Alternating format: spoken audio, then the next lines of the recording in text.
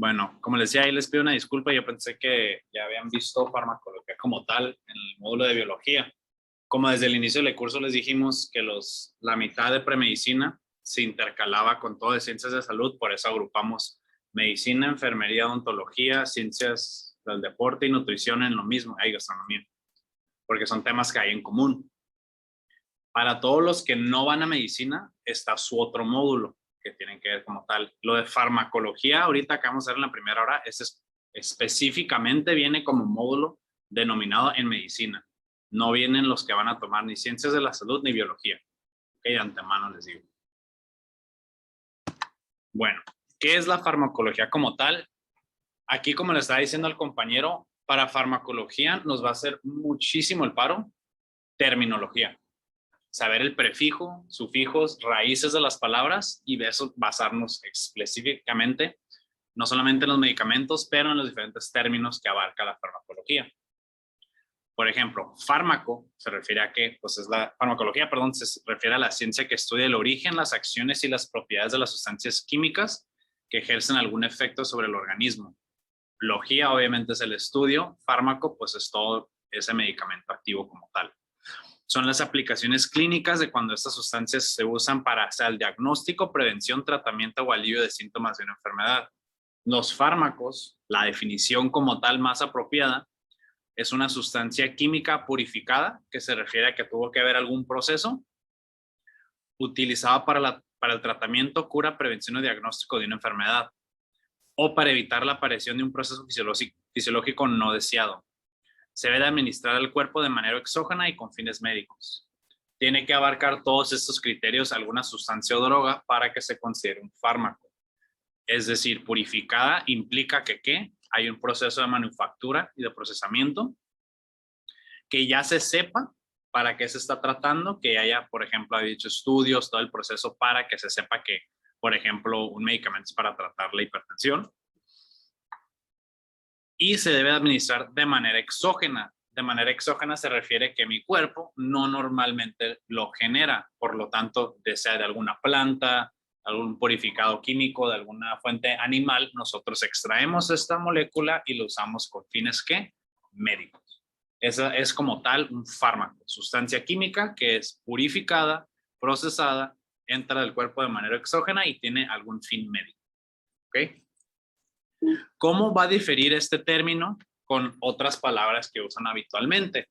Ahora, un medicamento como tal es uno o más fármacos integradas de alguna manera farmacéutica, forma farmacéutica, que es la palabra clave, que lo vamos a ver más adelante.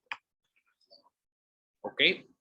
Destinada para ser utilizado en personas o animales, porque obviamente tenemos compañeros aquí también que van para médico veterinario, que permite mejorar algún efecto en el cuerpo, o sea, para prevenir, aliviar o mejorar el estado de salud o modificar ya estados fisiológicos del cuerpo como tal. Puede ser para curar alguna enfermedad que tengamos fijamente o para alterar algún proceso de nuestro cuerpo que impida que desarrolle alguna enfermedad. Se pueden tomar medicamentos ya teniendo una enfermedad y se pueden tomar ciertos medicamentos antes de desarrollarla. ¿Para qué? Para prevenirla como tal. ¿Ok? Entonces no solamente es tratamiento, sino también como prevención. Un ejemplo de esto es muy sencillo, la aspirina. La aspirina comúnmente lo usamos ¿para qué? Dolor de cabeza, es lo primordial, ¿no? Dolores. Pero la aspirina también tiene uso de prevención. ¿Por qué? Porque si tomas exactamente 81 miligramos diario, reduces la probabilidad de desarrollar alguna enfermedad cardiovascular. Tiene efecto cardioprotector. Esto porque tiene efectos anticoagulación, que permite que la sangre no se estanque. Entonces ahí es como un medicamento, no solamente tiene el fin principal, que es que tratar los dolores, sino también tiene un método preventivo a él. ¿Ok? Ahora aquí entramos como un área gris, dependiendo en dónde nos ubicamos, ahora sí que en el entorno global, porque el término droga se usa comúnmente para describir diferentes situaciones. Ahora, según la OMS, que es la Organización Mundial de la Salud, que habíamos mencionado en la clase de salud pública, este término se usa muy variadamente para hablar de toda sustancia con potencial de prevenir o curar una enfermedad. Esa es la definición de ¿qué? De la OMS. Pero es muy semejante a la definición de fármaco. ¿Ok? Para los fines prácticos de nosotros estudiando aquí ciencias de la salud en México, fármaco es ese ingrediente activo que tiene esa función. Porque si alguien dice, está usando drogas, no se refieren a tu papá que está tomando medicamentos antidepresivos. Hay alguna implicación que son drogas que ilícitas, ilegales o que no tienen fin específicamente terapéutico. ¿Okay? Entonces, como leíste aquí la diapositiva, el lenguaje coloquial en español se refiere concretamente al uso de sustancias, por ejemplo, psicoactivas o que a menudo se usan ilegalmente o con un fin, bueno, no con un fin dañino hacia la salud, pero algún fin que no sea médico como tal. ¿Qué droga como tal? Cuando digo la palabra droga, ¿qué droga se les viene a la mente? Marihuana, cocaína, heroína, todas son drogas como tal en este entorno que nosotros tenemos asociados. Pero en la OMS, si ustedes van a la base de la OMS y dicen que es una droga, les van a dejar la definición que nosotros conocemos como ¿qué? Fármaco. ¿Okay? Lo más es importante que nosotros distingamos eso. Otros autores entonces como tal se refieren a droga como cualquier sustancia usada sin fines, a la mayoría de los autores se refieren como tal a la droga como cualquier sustancia utilizada sin fines terapéuticos, es decir, terapia de alguna enfermedad, autoadministrada que no se controla la dosis y con potencial de abuso o dependencia. Una cosa es abusarlo y otra es tener dependencia. ¿Okay? Pero para la mayoría de las drogas que forman dependencia como tal o adicción. Y producen cierto nivel de placer o recompensa como tal. ¿Okay? Hasta aquí alguna duda o pregunta de las tres definiciones. Entonces, fármaco, medicamento y droga, es importante que sepamos la diferencia. ¿Okay? Y aquí, por ejemplo, tenemos algunas drogas psicoactivas como tal, que les sirve como recordatorio al módulo de conductas de riesgo, ¿no? Enumeradas aquí en primero tenemos la cocaína, el crack, el metilfenidato, efedrina, MDMA, mescalina, un hongo, LSD, etc. Esto más para que sepan. Y pues obviamente se parecen mucho aquí. Pues aquí tenemos una droga que usamos comúnmente que es el Tylenol. Que el Tylenol, alguien se sabe, o sea, Tylenol es la marca. ¿Alguien se sabe qué medicamento es el Tylenol? Es paracetamol. O los gringos no usan el término paracetamol. Otra manera de decir paracetamol es acetaminofén, que es lo que han encontrado. Tylenol es lo mismo que paracetamol. Muy bien. Ahora vamos a hablar brevemente sobre las categorías terapéuticas, que en este caso yo les mandé una tarea hace, creo que ya como 2 meses, 1 mes, medio por ahí, de terminología farmacológica. Si no la han hecho, les recomiendo mucho que la hagan, pero de todos modos la vamos a hablar aquí brevemente. Les dije, la base de la farmacología, pues afortunadamente o desafortunadamente para algunos es que la terminología, lo cual nos va a ayudar mucho para saber para qué sirven los medicamentos o los fármacos específicamente.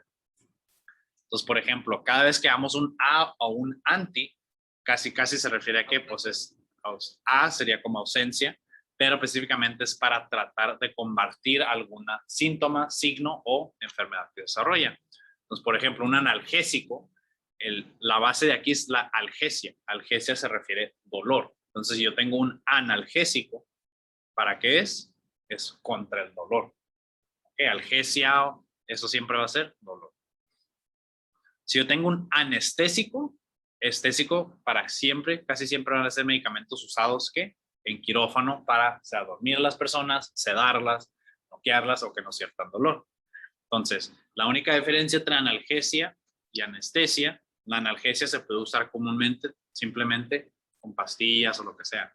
La anestesia siempre va a ser específicamente ¿en qué? En un entorno de cirugía o cirugía ambulatoria o clínico propiamente. ¿Okay? Ustedes no van a la farmacia y se compran una pastilla para anestesiarse, ¿no? Se van a tomar algo para el dolor. Por eso hay una rama de la medicina que se llama anestesiología, que se dedica precisamente a cómo esos medicamentos funcionan en qué? Quirófano, cirugía. Ok, antipirético, como le dice su nombre, es de piresis o de piro, que se refiere a qué? Pues fuego, calentura, o sea, calor. O sea, algo que es un antipirético en el humano, se usa, o en los animales, se usa ¿para qué? Para reducir la fiebre. ¿Ok? Antiinflamatorio, pues eso es un poco obvio, ¿no? ¿Para qué es? Para tratar la inflamación Y ya algo más específico que, por ejemplo, que es un aneléptico, es cualquier sustancia o alimento que sirva para reponer fuerzas o estimular el organismo. Basándonos en esa definición, ¿qué sustancia, qué fármaco piensan que pueda ser un aneléptico, excluyendo las drogas, que la mayoría de las personas lo consumen a diario? De hecho, tú lo estás tomando ahorita. La cafeína. La cafeína es un aneléptico. De hecho, hay pastillas de cafeína, ya cuando andan bien erizos y el café no les sirve y quieren estudiar, hay pastillas comprimidas de pura cafeína. ¿Mande? Pues se supone que son para estimular el organismo y para reponer fuerzas o que no te dé cansancio. Pudiera hablar del mecanismo de la cafeína una hora entera, pero ese es un ejemplo muy fácil de un aneléptico. ¿Okay? ¿Hasta aquí alguna duda o pregunta? Estos son como ejemplos de las categorías terapéuticas generales. Luego ya te puedes ir con sistemas. En sistema nervioso es un poquito igual más fácil porque si sabemos raíces y prefijos, ya sabemos para qué son los medicamentos. Un ansiolítico, pues el ansio hace referir a ¿qué? Ansiedad.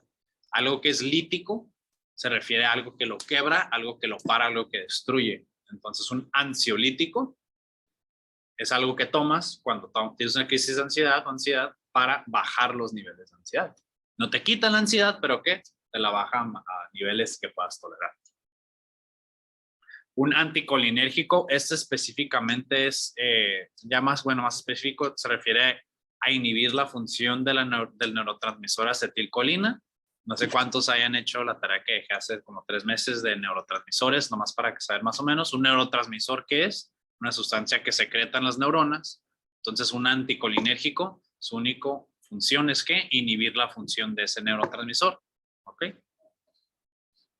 Anticonvulsivo, ya lo dice su nombre, contra convulsiones. En dado caso de tener epilepsia, pues se trata.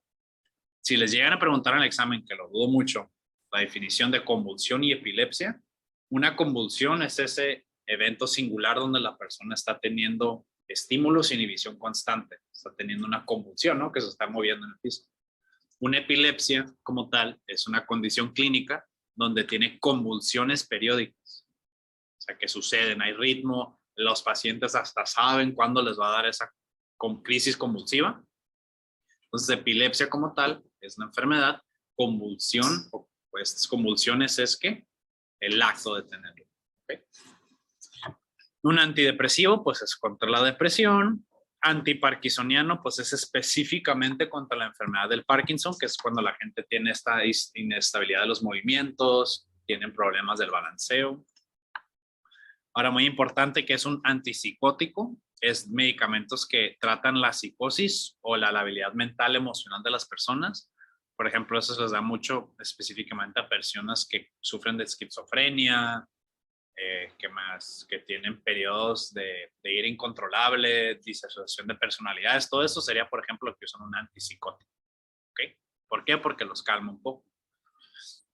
Un hipnótico, pues, ¿qué piensas? En John Milton, la imagen del hipnotismo. Pues piensen en eso. ¿Por qué? Porque últimamente un hipnótico te va a ¿qué? Te va a poner a dormir, ¿no? La hipnosis. Se obtiene medio por la relajación, sedación, inducen la tranquilidad o el sueño en pacientes con ansiedad o que tengan problemas para dormir. Como tal, un psicotrópico es algún medicamento o fármaco que tiene su principal función en el cerebro, específicamente en el encéfalo, que puede cambiar los estados de ánimo, la percepción, pensamientos, sentimientos o comportamiento de las personas. Es por eso que la mayoría de las drogas ilegales son psicotrópicos, porque o te causan alucinaciones, tienen un estado mental alterado o un estado mental demasiado apagado. Cualquier cosa que afecte el comportamiento, percepción, pensamiento, sentimiento de alguna persona se considera como psicotrópico. Así como todos estos medicamentos previos afectan el cerebro de alguna manera, todos estos medicamentos que caerían bajo la categoría de ¿qué? Un psicotrópico. Porque es cualquier cosa que te altere la mente, prácticamente. Entonces, psicos, de mente, trópico es que ataca específicamente ¿qué? La mente. ¿Ok? ¿Y todo bien? Y ya por último, los miorelajantes o los relajantes musculares, pues igual, si ustedes saben que mio siempre es músculo, pues un miorelajante o un relajante muscular hace eso. Relaja o alivia los dolores musculares severos. ¿Okay? La mayoría de los relajantes musculares ya se usa cuando hay una contractura fija o ya es dolor crónico. Porque cuando nos duele algo, principalmente, ¿qué vamos a tomar? Aspirina, un ibuprofeno, un naproxeno, un paracetamol, porque son dolores no tan graves. Pero si ya se sabe que es un dolor muscular propio o la persona tiene, por ejemplo, una contracción muscular muy grande, ya se usaría un muy relajante. ¿Okay? Hablé mucho. ¿Cómo van? ¿Todo bien? Un poquito sencillo, digo, es terminología.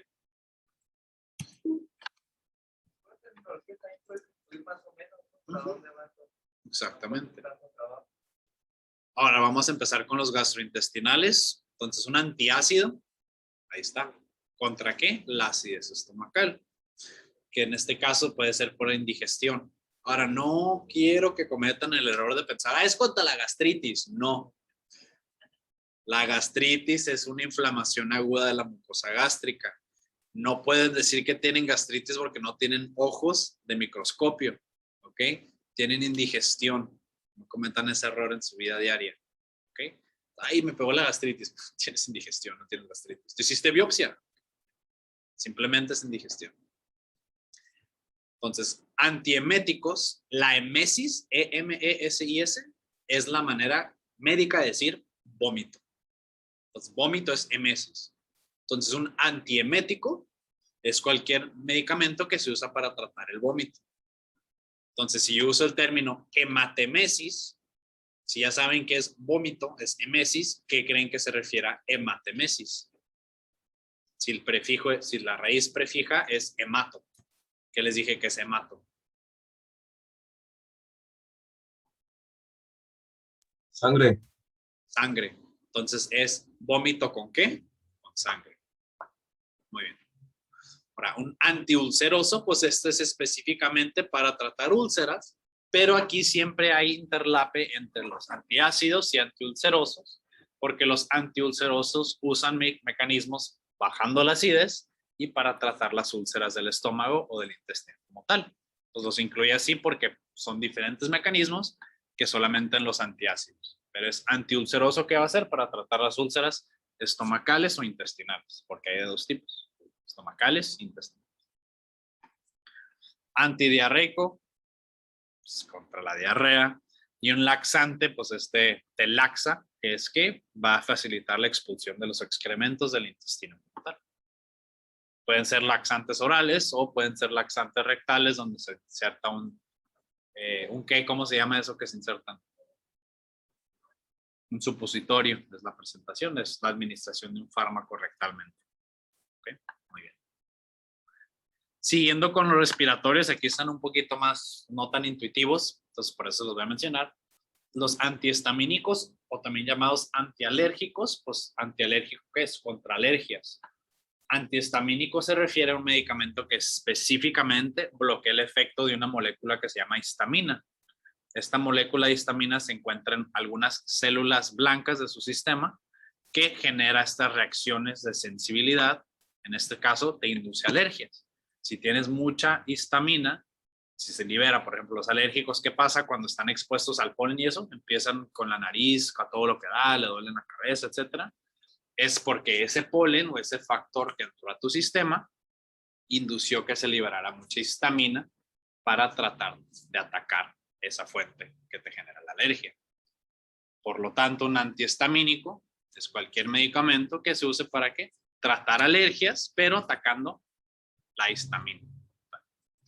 Un ejemplo de esto, en algún punto ustedes dan, o sea, los alérgicos saben la loratadina, cetirizina o las marcas comunes como el Zyrtec, todos esos son ejemplos de ¿qué? De antihistamínicos o antialérgicos. O el Benadryl también, todos esos son ejemplos. ¿Ok? Tenemos los antitusivos, que es contra la tos, pues en este caso suena como tos, antitusivos son contra la tos. Ahora, no se confundan con los mucolíticos, se puede confundir más que nada, porque los mucolíticos es para la degradación de estas secreciones respiratorias, la manera de decir flema. Entonces, si una persona tiene una tos productiva, se refiere cuando una persona tiene tos con flema. Entonces, se van a usar mucolíticos que son tipos de antitusivos, porque es que es una tos productiva. Si una persona tiene una tos seca, no se le va a dar un mucolítico. ¿Por qué? Porque no tiene nada que sacar. Simplemente es un antitusivo que en la mayoría de los casos nunca se da. ¿Por qué? Porque la tos es el mecanismo normal de nuestro cuerpo ¿de qué? De sacar cosas que no deberían de estar ahí. Entonces un antitusivo no siempre se da. O sea, si ustedes les agarran una tos seca, no corran a la farmacia y se compren algo para la tos. ¿Ok? Solamente manejen sus síntomas. Ya si esa tos no les permite respirar bien, es cuando ya se le da al paciente un antitusivo. ¿Ok? Y por último tenemos los broncodilatadores, que es, como dice su nombre, dilatan los bronquios, que los bronquios son estas entradas que dan hacia los pulmones, que este es el tratamiento ideal para el asma y algunas enfermedades respiratorias como el EPOC, que el EPOC es una enfermedad pulmonar obstructiva crónica, que es la que le da a los fumadores. ¿Ok? Los broncodilatadores que hacen, dilatan el bronquio, ¿para qué? Para que pueda entrar más aire y que las personas puedan respirar. Correcto. ¿Ok? ¿Hasta aquí alguna duda o pregunta? ¿No? Un ejemplo, un broncodilatador, la gente que es asmática, que es muy común, sería, por ejemplo, el salbutamol. Es un ejemplo de un broncodilatador. ¿Ok? Tenemos dos más de las categorías, pues las categorías terapéuticas cardiovasculares, como lo dice su nombre, también es un poquito más sencillo.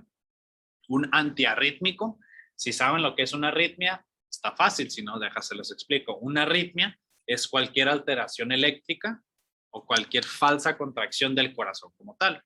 Como lo vimos antes, todo el corazón tiene un cableado intrínseco propio como tal para que pueda latir sin controlarlo.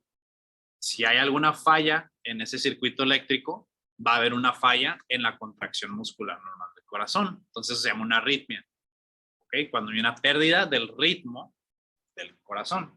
Eso ya le preguntó, ¿verdad? Sí, la arritmia. Entonces, un antiarrítmico es cualquier medicamento que se use para tratar alguna alteración del ritmo cardíaco y para aliviar síntomas relacionados a ello. ¿Ok? Un antihipertensivo, pues la mayoría de México es hipertenso. ¿Qué es hipertenso? ¿Qué es esa palabra? ¿Qué se refiere cuando alguien es hipertenso? Tiene la presión alta, la tensión arterial alta. Ahora, ¿qué número les dije que consideraban ustedes como normal para tensión arterial alta? Aquí en México específicamente. Para un adulto. Ajá. Hay una normal y está la óptima. Quiero que me digan, ¿cuál es la presión primero que nada normal y cuál es la óptima? La de 80 a 120. 120-80, esa es la óptima. Pero en México, la normal es menor a 130-90. ¿Ok? Para que si en caso que les llegaran a pasarse de lanza y le ponen esa pregunta, óptima o normal, esos son dos valores muy diferentes. Es que yo me confundo mucho con los otros temas de que un bebé tiene uno de 35 y así. Ah, sí, pero como te digo, no creo que te vayan a preguntar nada de niños, ¿eh? Se me haría muy ojete de parte del examen de que cuál es la frecuencia cardíaca de un niño de 2 años. Entonces, no. Solamente con que sepas que es mayor de un adulto. En el caso de presión arterial, acuérdense que les dije, a un niño menor de 3 años nunca le van a tomar la presión. No es un valor normal. En el adulto, pues obviamente sí. Entonces, una presión arterial normal, que tú te la tomas, ya, ok, estoy normal, de 130, ¿la qué? La sistólica, y 90 la diastólica para abajo. Óptima se refiere de que es una buena presión, no tiene signos alarmantes, es menor a 120-80. ¿Ok? Óptima y máxima. Óptima y normal, perdón. ¿Qué pusieron aquí? Ah, sí. ¿Ya lo escuchaste cuando dije en él? Sí. Ah, bueno, perfecto. Entonces dijimos hipertensión, presión alta. Entonces, un antihipertensivo es algo que te va a reducir la presión arterial. Pues de estos hay muchísimos. Y en México, pues, siempre va a haber en las farmacias. Captopril, enalapril, que son específicamente un tipo de medicamento que no voy a meter. Pero también, por ejemplo, tenemos el hidroclorotiazida, tenemos el esmolol. Hay muchísimas ramas de tipos de hipertensivos, pero que tienen como función en común, reducen la presión arterial. Ya que entren ustedes a sus carreras y entren ustedes a farmacología, van a saber cómo actúa cada medicamento, exclusivamente viendo cómo está escrita la palabra. ¿Ok? Por lo tanto, ahorita simplemente con que sepan que bajan la presión. Es un antihipertensivo. Un cardiotónico aumenta la fortaleza del músculo cardíaco. Cardio es corazón, tónico es el tono muscular de algo. Entonces, un cardiotónico aumenta la contractibilidad o el tono cardíaco. ¿Vale? No aumenta la frecuencia, solamente aumenta ¿qué? La fuerza con la que está contrayendo el corazón. Entonces, a una persona que es hipotensa, que se refiere cuando tiene una presión muy abajo, se le da un cardiotónico. ¿Para qué? Para que su corazón lata más fuerte y ejerza más presión en sus arterias. ¿Ok? Que es muy ambiguo lo que consideran hipotensión. Muchas personas ya consideran menor, por ejemplo, a 160, lo que sería una hipotensión. Hay obviamente guías de práctica clínica que te dicen cómo tratar a un paciente con hipotensión, pero para fines prácticos ya menor a 160 ya es como que tienes la presión un poquito alta, baja, pero tómate una coca o come sal, que es lo que lo usan de manera incorrecta los doctores. Y el anticolinérgico, pues se los mencioné hace rato, que es cualquier medicamento que reduzca o bloquee los efectos del neurotransmisor acetilcolina en el sistema nervioso central o periférico. ¿Okay? Ahora, en infecciones, pues sí es más sencillo, porque específicamente vamos a tratar diferentes tipos de infecciones, así como hay diferentes tipos de cosas que nos generan infecciones, por lo tanto hay diferentes medicamentos que damos. Entonces, un antibiótico específicamente es contra infecciones por bacterias. No le vas a dar un antibiótico a una persona que tiene un virus como tal, ya sabemos, ¿ok? Sí, cardiotónicos es para hipotensión, más o menos. Muy bien. Entonces, en una persona que llega y que le duele la garganta, que trae moquillo, que trae el escurrimiento a todo lo que da, si van a una farmacia y les dan antibiótico, nomás le están tratando de llegarle la cuota de la semana y les están metiendo antibiótico a lo menso. También ustedes tengan un poquito de criterio. Ahora, si ustedes ven, ay, me duele mucho la garganta y se checan en el espejo, si nomás está rojito, lo más común es que tengan una faringoamigdalitis viral. Hay solamente medicamentos que les ayuden al dolor. ¿Okay? Si ven que les está saliendo pus, que está blanquito, que sienten que como que les está pulsando, lo más probable es que sea algo bacteriano y ya puedan tomar antibióticos. Pero no en cualquier enfermedad hay antibióticos y se le quitan. Tengan criterio. Y si van con un doctor y se los da, pues es un mal médico. Okay. Antibiótico que damos entonces es solamente para bacterias. Ahora, un antihelmíntico, que también se llaman antilumbricoides, pero no es muy común, que es para infecciones intestinales causadas por gusanos y lombrices. Una infección por un gusano o lombriz se llama helmintiasis. Desafortunadamente, digamos que México no es primer mundo y como tal sí somos propensos a veces, dependiendo de dónde vivimos, a tener infecciones por gusanos. Más común en el tracto digestivo, obviamente. Entonces, cualquier medicamento que usemos como tal es un antihelmíntico. ¿Okay? También podemos llamarlos algunas veces antiparasitarios porque los gusanos son parásitos, pero ya decir el término antiparasitario se refiere a cualquier cosa que no sea bacteria, hongo o virus. ¿Okay? Los gusanos, protozoas, amibas, todo eso usamos antiparasitarios. Que eso no lo incluimos, pero ya sabes. Un antimicótico es para hongos, porque la raíz de hongo sería aquí mico. Cuando ven ustedes mico, siempre es hongo como tal. Muy comunes estos que, pues el pie de atleta, cuando le sale alguna tiña en el cuerpo, en alguna zona húmeda, se generan micosis superficiales, así se llama. Micosis es que una infección por hongos.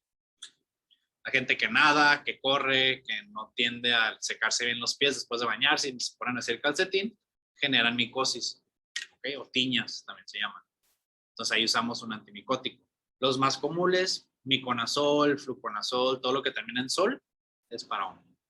¿Okay? Antivirales, para virus. ¿Okay? Y un antídoto es para cualquier efecto de venenos, que en este caso pues lo puse en infecciones porque, por ejemplo, si les pica una araña o les muerde una serpiente, pues harían un antídoto, no harían un antibiótico, un antiviral, porque ahí lo que están peleando es el veneno, la toxina de ese animal. ¿Okay? Antiveneno se usa en el sur, pero pues más correcto, es antídoto. Entonces, si les llegan a preguntar, que no lo creo, pues cualquier cosa que te inyecte algo, que creen que sea mordida o picadura. Y cualquier cosa que nomás te muerde y su mordida te causa alguna infección, ya lo dije, no, mordida. Entonces, te pica algo o algo te muerde, son muy diferentes. Entonces, por ejemplo, no dirías te pica una serpiente. No tiene sentido. O sea, te muerde una serpiente porque tiene boca como tal y te inyecta algo. Y una picadora sería como una abeja. Te pica porque no es su boca y te inyecta algo. Entonces, sí puede llegar a pasar, ay, me mordió una araña. ¿Tú cómo sabes que la araña te mordió? ¿Le viste la boca ahí en tu piel? No sabes. Y es más común que una araña te pique porque es el aguijón o el saco de veneno que tiene, no propiamente la boca. Que las arañas sí pueden llegar a tener ahí veneno en la boca, pero es más común que te piquen que te inyecten. ¿Okay? Entonces, las serpientes que te muerden, un perro te muerde, las bacterias que tiene te infecta. ¿Qué otros animales te muerden? Son las que se me vienen a la mente. ¿Qué te pica? Por ejemplo, si ustedes van a playas y hay aguamalas o medusas, te pica una aguamala, te pica una raya, te pica un escorpión, no te muerde. Entonces, para que vayan haciendo la discrepancia. Porque específicamente creo que en los de ciencias, en la parte de biología, les piden que sepan la distinción de los seres vivos, entonces la diversidad puede que le lleguen a preguntar eso.